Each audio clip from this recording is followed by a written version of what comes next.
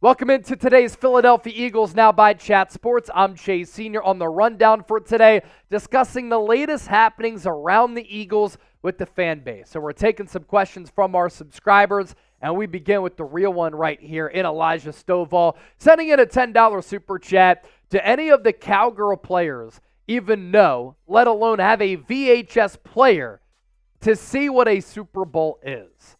This is what cracks me up about Cowboys fans, but also the national media, that every year they think that the Dallas Cowboys are the team to beat in the NFC. And now everybody's back on the Cowboys train after that thrilling win against the Detroit Lions, in which they shouldn't have even won that football game. And still, Mike McCarthy had awful clock management in that game in the fourth quarter. He's too busy calling plays. He can't manage the game. And even when he wasn't the play caller and Kellen Moore was, I thought that he was extremely lacking in the game management department.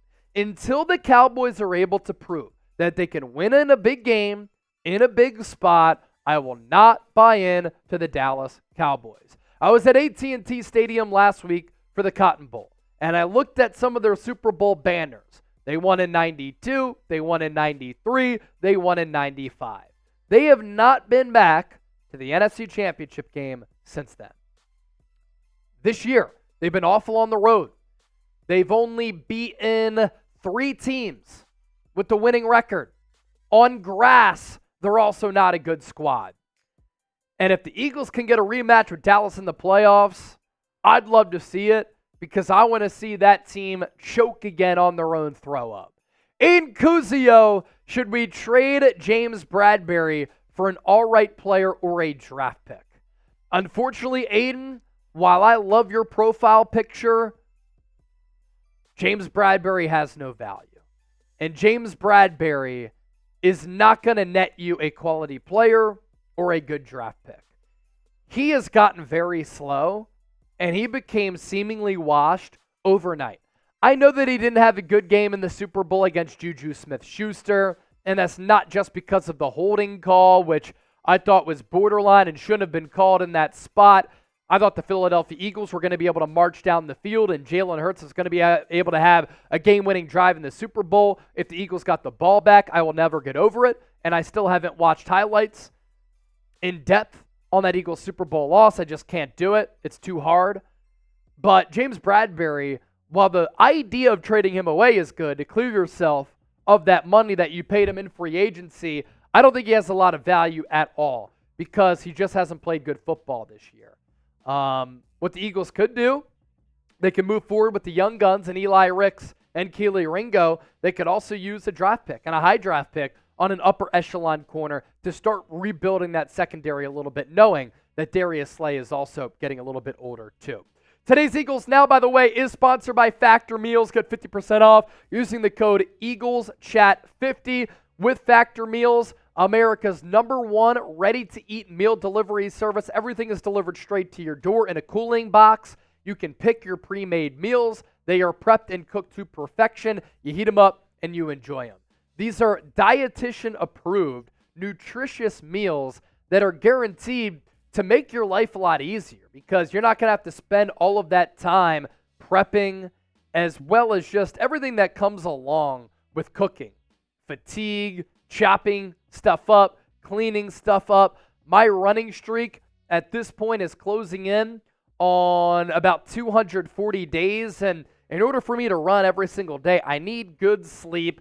I also need to be able to put quality food into my body, and I'm able to do that with Factor. So factormeals.com/EaglesChat50, 50% off using that link in that promo code. All that information, because we care about you, is available down in the comment section and in the description of this video. Andrew Nathan, a couple of years ago, the Rams were lacking depth. They hit up Eric Weddle for a playoff push, and with their injuries at linebacker, would you kick the tires on Malcolm Jenkins as a box safety and linebacker role? Andrew, it's funny that you say that, because last year, when C.J. Gardner-Johnson went down, I was beating the drum for Malcolm Jenkins. But then he did this interview where he revealed that the New Orleans Saints owned his contractual rights, and he didn't think that New Orleans was going to let him go. Now that we're another year removed from Malcolm Jenkins playing, it's been 2 years now, I think it's a little bit late. Like Eric Weddle had just recently retired, and then he joined the Rams and ended up actually playing a lot during that Super Bowl run, and he played really well. If this was a year ago, I would have been all in. I love Jenkins as an Eagle. He's an iconic bird forever, Super Bowl champion, all-time leader, and I love his versatility too. Box safety linebacker role, and his durability really was insane. He rarely missed a snap, let alone games, while in the Eagles uniform. I just think it's a little bit too late for that, but it's certainly a fascinating conversation to have. M1 Frank Gaming, $10 donation. And during our live show, we did say any $10 super chat that comes in, we're doing some mini Eagle shots. So cheers to you, M1 Frank Gaming. If we are one and done and our vets retire, I don't see Nick Sirianni lasting. This team isn't passing any eye tests right now. We have too much talent to be playing like this. Thoughts? Yeah, I agree. And the coaching this year has been lackluster in a couple of different categories. I also think the players have really let the coaches down with penalties, with turning it over, lack of ball security. I do want to see a little bit more offensive creativity, and I've been beating the drum for that over the last few weeks. Really, during all of these Eagles struggles, losing 4 of 5. What I do like is some of the adjustments that I've seen. Eagles pitching the ball back to DeAndre Swift from out of center, running some plays and passes from under center, more pre-snap motion. That tells me that Sirianni was hearing the noise a little bit. You do make an interesting point that if you lose some of the key veterans in this locker room, a Brandon Graham, a Fletcher Cox, a Jason Kelsey, who really keep this team and this culture intact, what happens when you lose those leaders? Younger players have to step up, and if the younger players don't really get along and jive with Nick Sirianni, that can be an issue. But also at the same time, Nick Sirianni's a younger coach, and A.J. Brown in that interview this week, I thought some of the quotes that he relayed to the media about his relationship with A.J. Brown, his loyalty, or his relationship with Nick Sirianni rather, and the loyalty, and how he stands up for players, and how it's on the players for why the Eagles have been playing poorly. I think you take stock in that. I really do. And for Jordan Mailata and Brandon Graham to say that Nick Sirianni has not lost this locker room, when the veterans speak out like that, I think that goes to show you the temperature in that locker room. But the vibes have been off. Hopefully that A.J. Brown interview is able to relieve some of the bad vibes that we've seen. If you're subscribed to us here on Eagles Now, I want you to give me a real one down below. How many real ones do we have watching the program here today?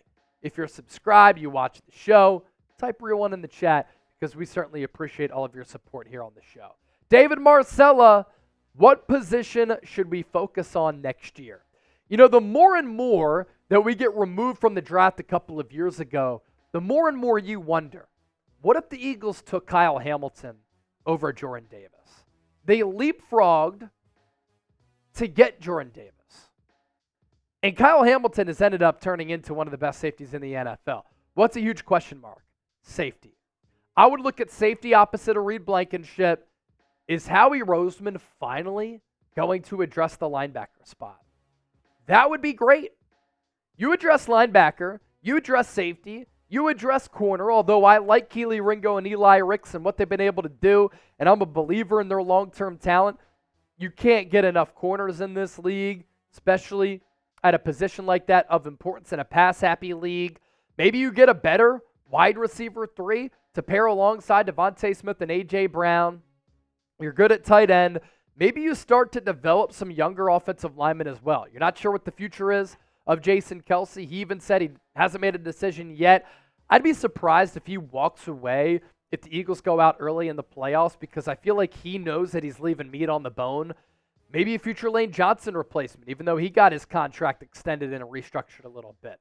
All those position groups, though, I'm looking at those. What do y'all think? You let me know. Reed Bartkus, what is the Eagles' biggest struggle going into the playoffs? The defense. The defense stinks. And we have a partnership with Amazon Alexa. And on our Amazon Alexa, all you have to do is say, Amazon, play the Philadelphia Eagles 2-minute drill.